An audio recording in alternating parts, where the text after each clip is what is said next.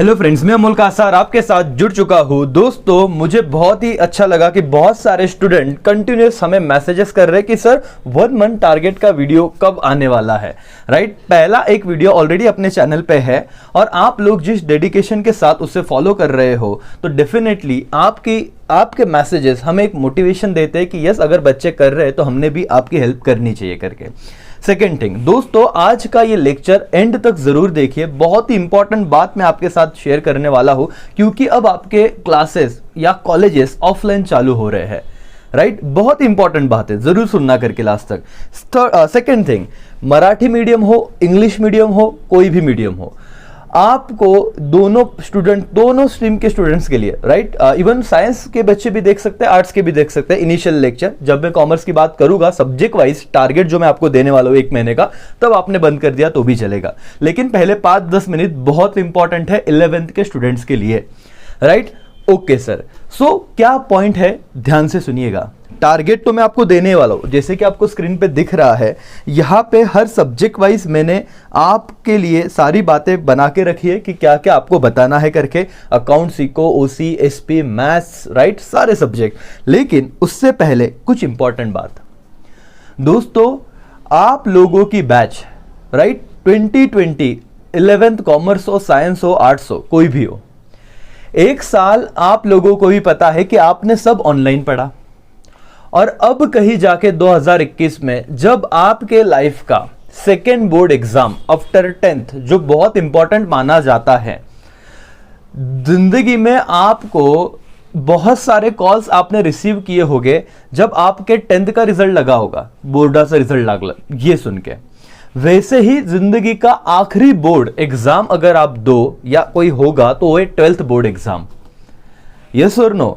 Yes sir. और जैसे ही अब आप कुछ महीनों बाद 12th में जाने वाले हो और उसी वक्त आप ये चीज नोटिस कर रहे हो कि अब आपके कॉलेजेस ऑफलाइन चालू हो गए। बहुत बच्चों को बहुत सारी खुशी हुई है, कह रहे चलो फाइनली घर से बाहर निकलने को मिल रहा है, नए दोस्त बनेंगे, राइट, नए व्हाट्सएप ग्रुप्स बनेंगे, थोड़ा बाहर घूमेंगे, मजे करेंगे। तो दोस्तों जो चीज आपने 11वीं में करनी चाहिए थी, होता क्या है एक्चुअली, अगर नॉर्मल सिनारियो होता तो ये सारी चीजें 10वीं के बाद 11वीं कॉलेज लाइफ बच्चे बहुत ज्यादा ना फ्री हो जाते हैं, फ्रेंड्स बनाते हैं। 1 साल में उनको ये समझ में आता है कौन से फ्रेंड कितने सही है, कौन से फ्रेंड कितने गलत है। और ना 1 साल खत्म होते होते उन्हें बहुत सारी बातें रियलाइज हो चुकी होती है, यार हमने बहुत सारी गलती कर दी है। एक अट्रैक्शन अलग वो चीज होता है कि भाई बॉयज और गर्ल्स, राइट, कॉलेज लाइफ आ गया, जिस एरा में अभी जी रहे हैं, स्टूडेंट ऑफ द ईयर जैसे मूवी देख रहे हैं, राइट। तो फिर वो फ्रेंड बनना, गर्लफ्रेंड, बॉयफ्रेंड, ऐसी बहुत सारी चीजें, किसी का ब्रेकअप होना, किसी के हजारों किस्से से बच्चे गुजर जाते हैं 11th के साल में, बहुत सारी बातें। लेकिन आपने वो सारी बातें मिस कर दी या फिर आपको वो चीज दिखी नहीं, और वो कब दिख रही है अभी। मैं बहुत सारी चीजें ऑब्जर्व कर रहा हूं क्योंकि हमारे भी फेस टू फेस क्लासेस अब जो चालू हुए हैं लिमिटेड बच्चों के साथ, हमने ये चीज देखी कि बच्चे बाहर जब आ रहे, या आप भी जब जाओगे, बहुत ज्यादा टाइम अब आप ना स्पेंड कर रहे हो फ्रेंड्स के साथ। ठीक है, 11th है, 3 महीने में खत्म हो जाएगा, लेकिन आप ये समझिए कि आप पे कितनी ज्यादा रिस्पॉन्सिबिलिटी है, आपको कितना ज्यादा सीरियसली लेना होगा, क्योंकि आप नॉर्मल बैच नहीं हो। आपकी बैच का नाम तो इतिहास में लिखा जाएगा सर, क्योंकि आप वो वाली बैच हो जो हजारों हर्डल्स के बाद भी पढ़ाई पे टिकी हुई या टिकी रहेगी। जो आम इंसान साल भर करता था 11वीं की पढ़ाई, आपको जनवरी, फरवरी, मार्च, अप्रैल, अगर 11th, ये 4 महीने में बेस कवर करना है, और फिर जो सो कॉल्ड जो एक प्रेशराइज एग्जाम है, जो बोर्ड एग्जाम की तरह आपके सामने आती है, उस पर शिफ्ट होना है। समझ रहे हो? तो आप लोग, मैं ये रिक्वेस्ट करूंगा, मैं नहीं बोल रहा हूं कि मजा मस्ती मत कीजिए, लेकिन आपको अपने लिमिट्स अब सेट करने होंगे, क्योंकि अगर 5-6 महीने आपने निकाल दिए मजे मजे में, तो दोस्तों 11th का बेस नहीं हो पाएगा। क्योंकि मुझे ये भी पता है कि हर बच्चे ने क्लासेस, प्राइवेट क्लासेस नहीं लगाए हैं, वो पूरा डिपेंड होगा कॉलेज पे। और अब ऑफलाइन कॉलेज चालू हुए तो आधे बच्चों का टाइम तो कॉलेज के बाहर कट्टे पे ही चला जाएगा, बोलते बोलते 12वीं का आधा साल निकल जाएगा। 12 की एग्जाम आएगी, बोर्ड एग्जाम में अगर परसेंटेज कम मिले तो बस बिल लग जाएंगे।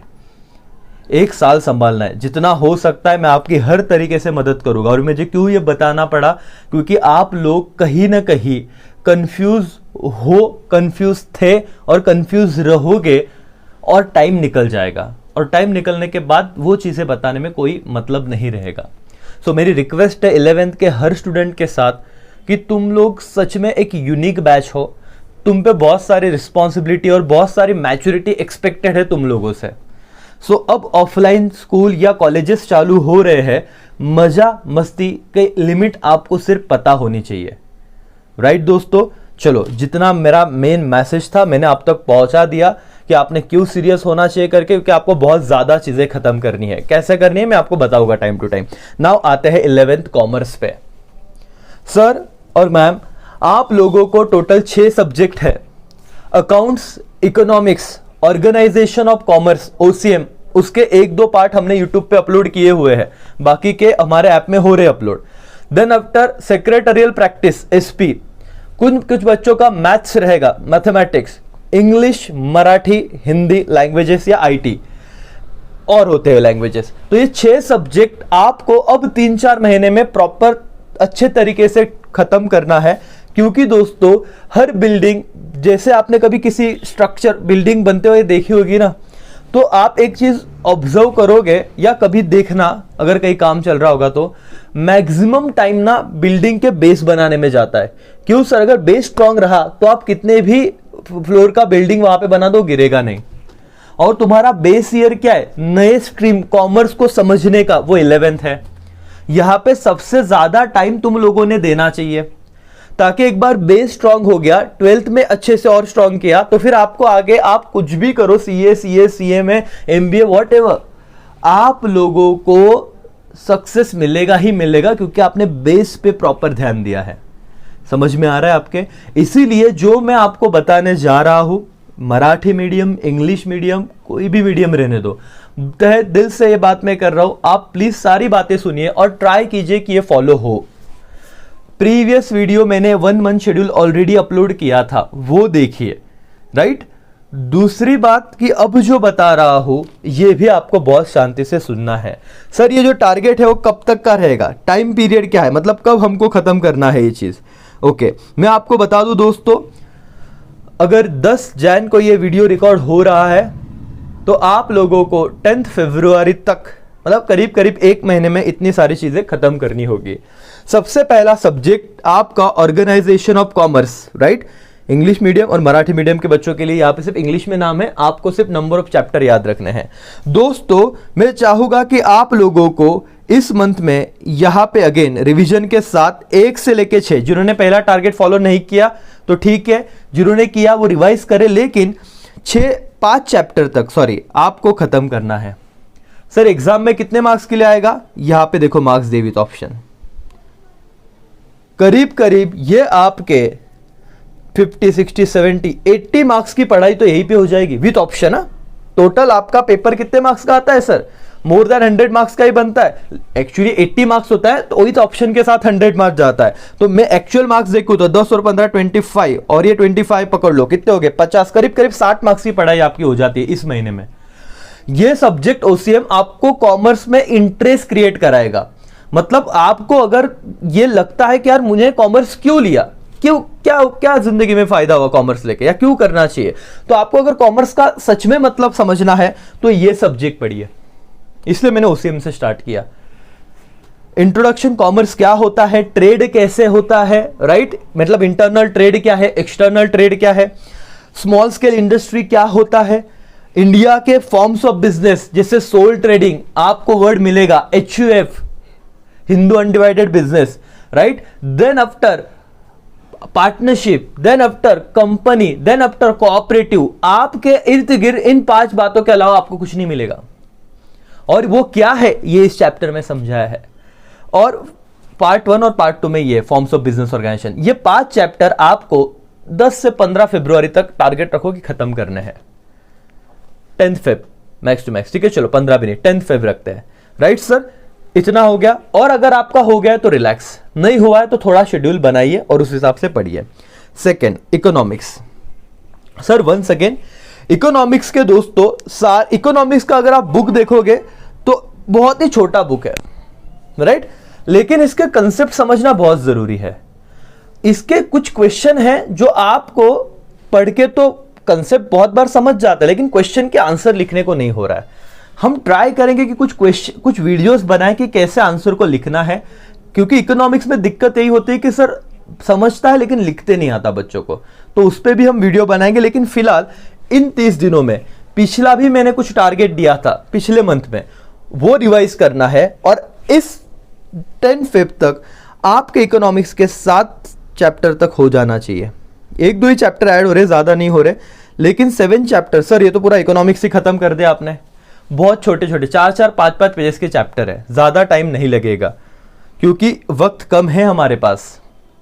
अगर आपके बोर्ड कॉलेज वाले मार्च या अप्रैल में पेपर ले लेते तो टाइम ही कितना बचा है, और ये थियरी सब्जेक्ट है सर। कुछ लेक्चर्स हमारे चैनल पे बोलते ना कि अवेलेबल है, लेकिन आपको 7 चैप्टर तक करना है इस मंथ में, राइट। आगे बढ़ते हैं सर। और एक बात, पढ़ना है मतलब क्या, एक्सरसाइज सॉल्व करो, एक नोटबुक बनाओ सेपरेट। कॉलेज नहीं था तो ऐसे मत समझो कि कॉलेज वालों को दिखाने के लिए नोटबुक बनानी है, ऐसे मत समझो अरे 11वीच्या वर्ष गेले ना जाऊ दे आता काय पुस्तक घ्यायचे, ऐसे मत करो। हम खुद के लिए कर रहे, किसी को दिखाने के लिए नहीं। वो टेक्स्ट बुक में एक्सरसाइज लिखो, जब आप देख देख के लिखते हो तो राइटिंग प्रैक्टिस होगी आपकी।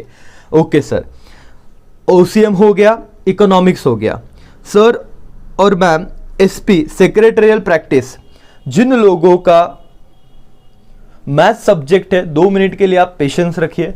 जिनका सेक्रेटरियल प्रैक्टिस है सर चटनीस, अगर मैं मराठी में कहूं तो, उन लोगों ने कितने नंबर ऑफ चैप्टर करने हैं सर, आपको 6 चैप्टर्स खत्म करने हैं यहां तक।